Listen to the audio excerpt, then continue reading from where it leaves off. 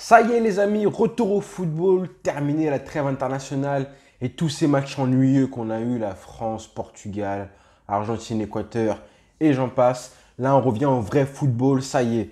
J'espère qu'Antoine Griezmann a bien profité de son poste de numéro 10 en équipe de France en tant que meneur de jeu, comme Deschamps aime le mettre, parce que voilà, ça y est, c'est terminé. Vous avez sûrement entendu sa déclaration hier soir, pleine de sous-entendus où il a dit après son but que voilà, Deschamps savait où le mettre sur le terrain, que ça lui apportait de la confiance avec le groupe et ses repères. Bah là, j'espère que Koeman a entendu le message subliminal et qu'il va s'expliquer avec lui. Parce que là, M. Griezmann, c'est terminé. Terminé numéro 10 au Barça. Retour à Barcelone pour Griezmann avec M. Koeman, qui va quand même, lui, s'adapter au calendrier qui va arriver parce qu'il va être très compliqué pour le Barça. C'est simple. Là, à partir de ce week-end, il va y avoir un match tous les 3 jours avec un match de Ligue des Champions une fois sur deux et le Classico qui va arriver. Et là, mesdames et messieurs, on va enfin comprendre à quoi ça sert d'avoir un effectif au complet, un effectif conséquent de 25-30 joueurs.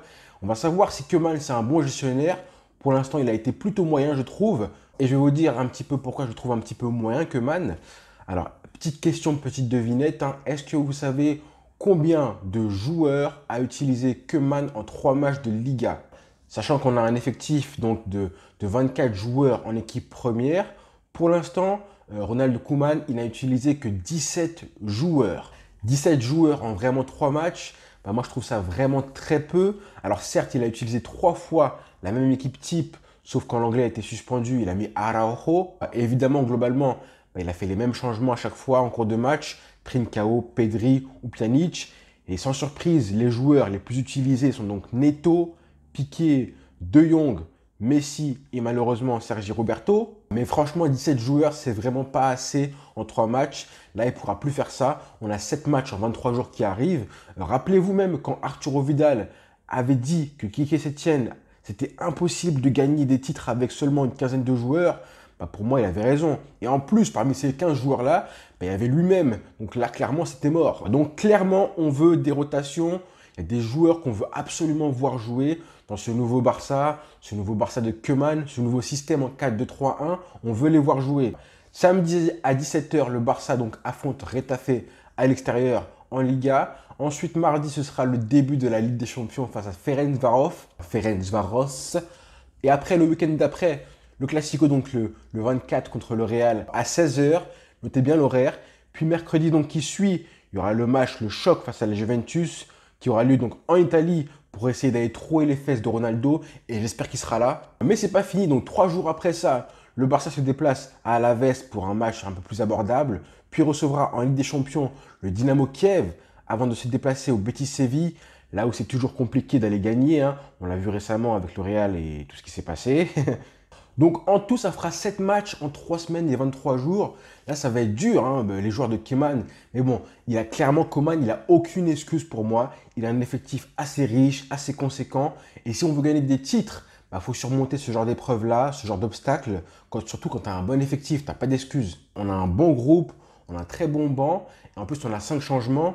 5 changements en cours de match, sachant qu'on a un effectif où il y a même des joueurs en trop. Des joueurs qui sont là et on ne sait même pas quand ils joueront. Comme Aleñá, Mateus Fernandes, Riqui Puig. Maintenant, ce sera à Koeman de faire jouer ces joueurs qui peuvent être utiles, clairement. Ils ne sont pas là pour rien du tout. Sachant vraiment qu'il y a des joueurs qui ont vraiment trop joué, qui auraient dû être sur le banc au moins une fois, comme Sergi Roberto, comme Griezmann.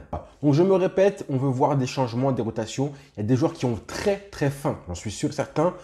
Dès qu'on va leur lâcher un petit peu quelques minutes dans le jeu, je pense qu'ils vont tout casser. Je pense évidemment à Riqui Puig qui a toujours faim quand il joue.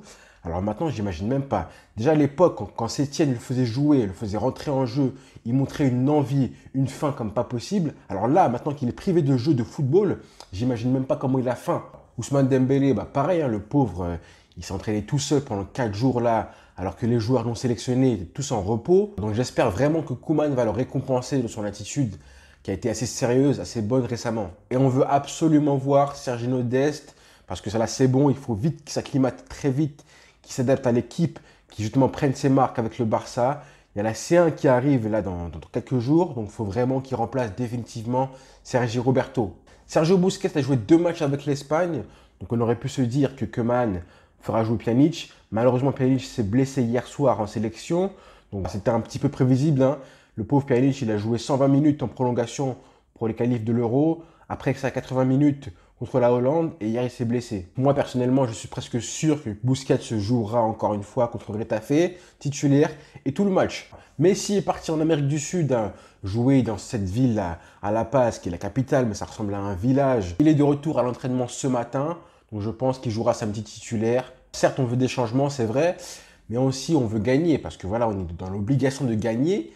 Donc tu ne peux pas faire de trop gros changements, sinon bah écoute, forcément tu réduis un petit peu tes chances de gagner ce match-là. Et en plus, il faut préparer la Ligue des Champions mardi.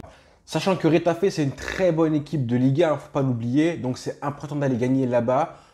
Là, moi, il y a deux écoles. Il y a l'école qui dit que soit un coach fait démarrer ses titulaires et les remplace à la 60e minute pour les reposer, soit il met une équipe B et en fonction du score, il fait rentrer ses titulaires.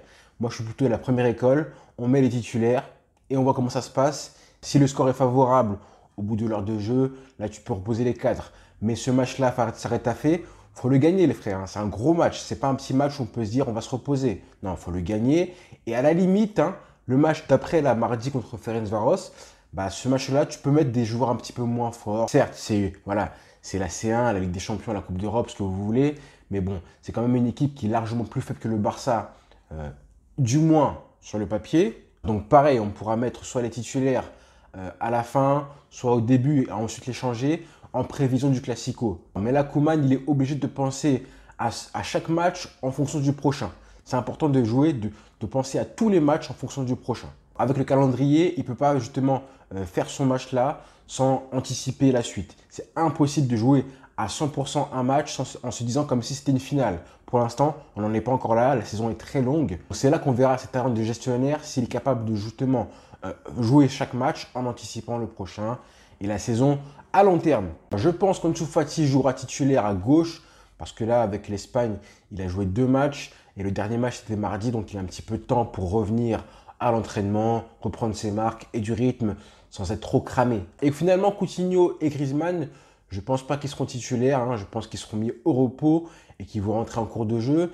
Ce qui fait une équipe avec du coup Sergio Dest à gauche, puisque toujours Firpo est blessé et Alba aussi. En défense centrale, l'anglais est Piqué. Ensuite, Sergi Roberto à droite, malheureusement. Busquets et Riqui Puig au milieu. Carles Aleñá ou Pedri en numéro 10. À gauche, Ansu Fati. À droite, pour dynamiser le côté à lui tout seul, Ousmane Dembélé. Et dans l'axe de l'attaque, Lionel Messi. Ça, c'est la compo que moi, je pense que Koeman mettra donc ce samedi face à Getafe. Dans les commentaires, dites-moi si vous êtes d'accord avec ça et mettez votre propre compo à vous, celle que vous pensez que Koeman mettra. Là, ça fait 3 matchs maintenant qu'on connaît, les 6 avec les matchs amicaux, donc on peut deviner, on connaît un petit peu le bonhomme, on sait comment il réfléchit pour savoir quelle équipe sera prochainement mise. Donc dans les commentaires, mettez-vous l'équipe que vous pensez que Koeman mettra, pas la vôtre, hein, pas votre préférée, celle que vous pensez que Koeman mettra. Donc voilà les frères, c'est tout pour cette vidéo-là. Rendez-vous donc après le match sur ma page Facebook Blaugrana Team pour le débrief en direct de la rencontre. Continuez à vous abonner, à liker les vidéos, à mettre le pouce comme ça en l'air. Si vous voulez me parler, du coup, c'est sur Instagram, hein, Charel Barça. Rendez-vous très vite. Bonne journée, bonne soirée à tous. Ciao.